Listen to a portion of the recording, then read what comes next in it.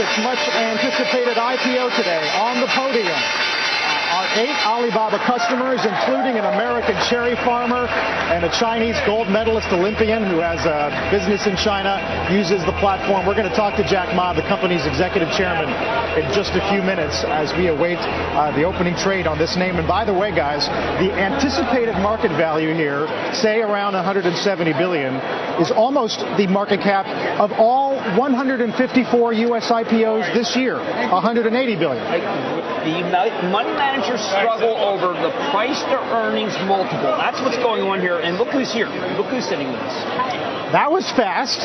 Jack, welcome. Thank you very much. Jack, excuse my reach. Yes. I have to. Thank you, sir. Thank you.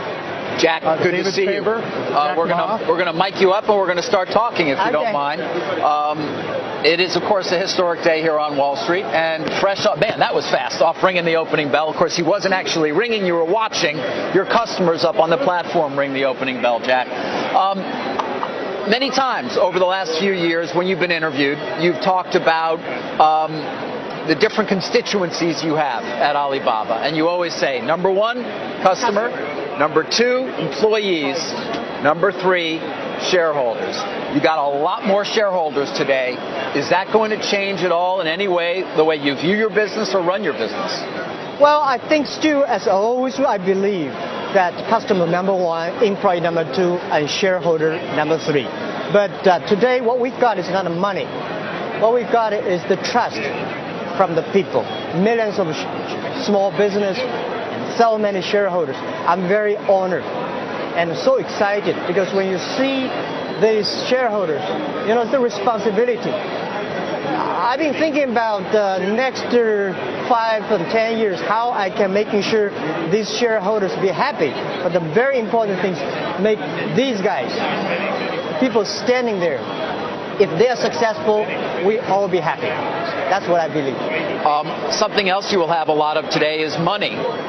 15 billion or more raised by the company.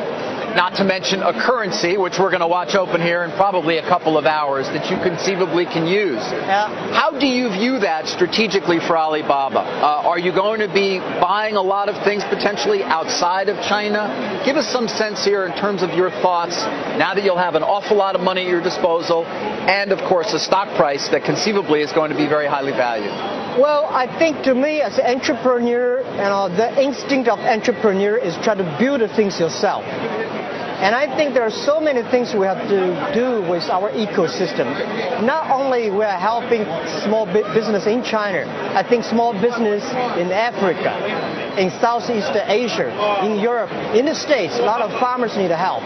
So I think the money will be spending there. The technology we want to, if we want to acquire, we want to acquire and buy these companies can help the ecosystem that can help the small business. Can you walk us through where your head is on the pricing? Is this where you wanted it? Why didn't you go higher? A lot of people said it's worth more and will be worth more today. I think that's the bank's decision. That's my CFO's decision, my team's decision. And to me, I just give them I don't want the disappointed shareholders. I want to make sure they're making money. And I'm sure, and I really want to tell the team that shareholder number 3 does not mean it's the discrimination. We respect, we are very thankful from heart. But the thing we do better is when you really care about the customer. You really make those innovative young people successful. The shareholders will be happy. So to me, the price up and down, that's my people worry about. I worry about whether the customer happy. As always. Let me ask you, this is a great American story that's actually a Chinese story. I wonder, who were your heroes? Who are my heroes? Yes. Well, I got my story, my dream from America 15 years ago when I came to America. When I visited Silicon Valley, I saw Sunday in the evening, the road was full of cars, all the buildings was lights. That's the passion. And the hero I had is Forrest Gump. 14 years ago when I watched Box of chocolates? Yeah. You know he's a fictional character, though. I You did like that guy. I've been watching that movie for about 10 times. Every time when I'm frustrated, I watch the movie. And I watched movie before I came here. Again. For humility. Yeah, for coming to the New York. Because I watched the movie again and telling me that no matter whatever changed, you are you. And I'm still the guy. 15 years ago, I only earned like $20 a month. And today I can do that much, It's an honor. What does it mean for the People's Republic of China? I think we were giving a lot of people inspiration. We want to encourage a lot of people say yes. Because one of the things I want to do, 15 years ago I told my people in my apartment that if Jack Ma and if people like us can be successful, 80% of the people in China can be successful. And 80% of the young people in the world can be successful. We do not have the rich daddy, powerful uncle. We do from nothing. So that's what we want to do for China.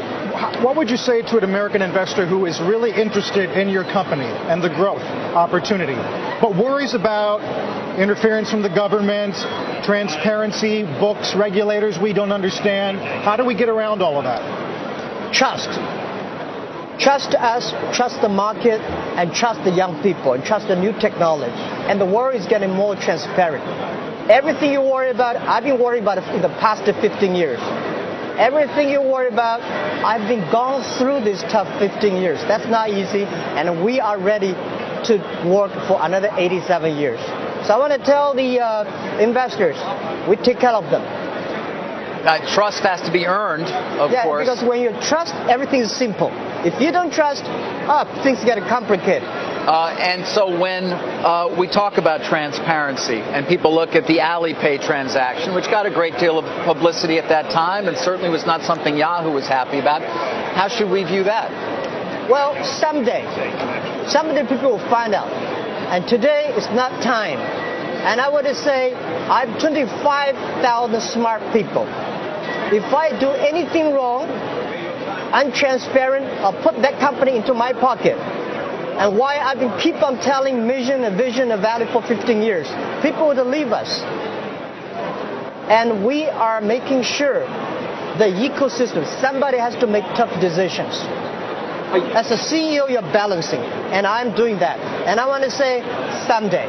Time not ready, but when people realize, when people know the real story, they will feel proud. Okay, well, feel free to come back and tell it to us when you're ready. I feel proud. I would just say one thing. The decision for Alipay was one of the most painful decisions I have ever made in my past 15 years business career. But this is the decision I feel most proud of in the past 15 years. That is courage. That's called courage, responsibility, and leadership. Somebody has to make the tough decision. Right. And I did it. Jack, when I spoke to investors who met with your team as they investigated the company, all of them came out saying, of course, we're going to want to own a lot of shares, but they still had other questions that didn't get answered. Yeah. For example, your logistics business. You own 48% of the logistics business. That is enormous. Yet it's not consolidated at all on your income statement. Some people worry, well, will a day come when that has to come on board, and what will that mean for what we're looking at in terms of the numbers at Alibaba? Okay, the good thing is because the logistics system is not good in China. That gives us opportunity. If it's already very sophisticated, then why would they need us?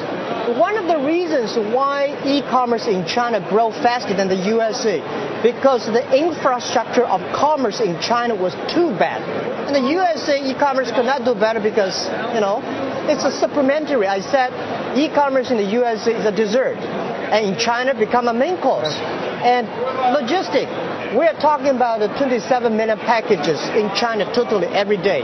But what we will see in 10 years will be 200 million packages every day. So we have to solve that problem, not today's problem. 200 million packages which I think in 10 years. Jack, I think there's a misperception also. I think people say, well, it's Amazon, but if I have an idea for a company, I have a product, I know I can go to your site and I can find someone in the world who will manufacture my product for far less. Talk about the idea that this is maybe the great entrepreneurship site of all time. Exactly. This is what we are doing. Our mission is helping doing business easier. So we were giving not only traffic, we give technology, we give logistics, we give trusted record. We also give the financial service for small, medium size. They don't worry about that because when I was doing my business 15 years ago, nobody supported us. So today we want to build up this infrastructure. Then anybody, if you have ideas, come to our site, working hard. Everybody is a fair play game. But you also care about making sure that there's no slave labor involved. No. Talk about that, because that's important, because I don't want to communicate with someone where I end up in a factory that collapses. Now, we have a strict rules to see that. And also, intellectual properties and copycats and fake products, these are headaches of the world. And we are solving that. And the thing is that it's not that the slave, you see, 49% of the power sellers on our side are women. The women entrepreneurs coming up. And a lot of the customers today were female. Yeah, we would not unpurposely selecting around 500 women. I mean, we still feel so proud. Here's an obvious question. Yep. Are there American companies on your shopping list, and which ones are them? Well, I think there are a lot of American companies I would like to learn from. Whether they will sell, we can buy, or we can work together, that's not important. Important is that if we can work together, helping small guys, I would do anything. But if they thinking about making money, well, we can long term. But helping small business, making sure the ecosystem is healthy for the small business, we would do anything. Jeff, where's China right now? The PRC's been cutting the repo rate last night. They've been doing these big bank injections. We have an impression that China is slowing. But is that just the export market? Is the consumer doing better in China than we realize? Oh, absolutely. And we are helping that. This is the power of Taobao, the power of Alibaba. The 300 billion sales every year. So we want to go to countryside and making sure they're growing. Jack, $300 billion in gross merchandise value. How big can Alibaba become? Well, we have a dream, which probably I'm not about to say, but I think we value that the China changed because of us in the past 15 years. And we hope in the next 15 years, the world changed because of us. We want to be bigger than Walmart. We want to be bigger. It's not the size. We want to learn from Walmart. They changed the business last century. They strengthened the B2C. And we hope 15 years later, they say, this is the company like Microsoft, like IBM, like Walmart. They shape the world. We have to let you go, but before we do, you're worth now, or will be, more than the GDP of Estonia. What are you going to do with that money? What are the main? Still focusing on our mission. I mean, but your own personal wealth. For me? Yes.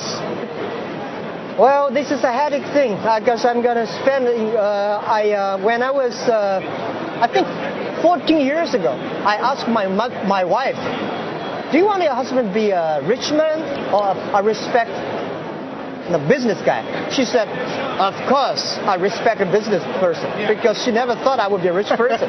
Because we were having fun doing it. So today, I think, and then later I said, before I'm 50 years old, my job is making money, helping other people making money. After I'm 50 years old, which is today 50 years old, I was spending money, trying to making sure more people get rich. Because you cannot spend a lot of money, right? So my job is spending money, helping others.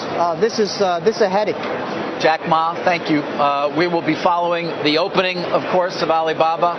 And by the way, what's in the box? Oh, yeah. Oh, yeah. Okay. This is our T-shirt. It's a souvenir for Alibaba listing. And we say in the beginning, everybody should have a dream. And the bet is, what if it realized? Because people don't believe in dreams anymore, a lot of young people. And we want to tell them, it's the dreams that you have to keep. And we want everybody to have this dream. And I want to give this as a gift to you. Thank you so much. Thank you. Thank you. People are making jokes on Twitter about Forrest Gump. They say Lieutenant Dan on line 1. Thank you. Jack Ma, the chairman of the Alibaba Group, thank you for joining us. We look forward to seeing you again. Okay, thank you very much. Take care. Have a great day. Thank you.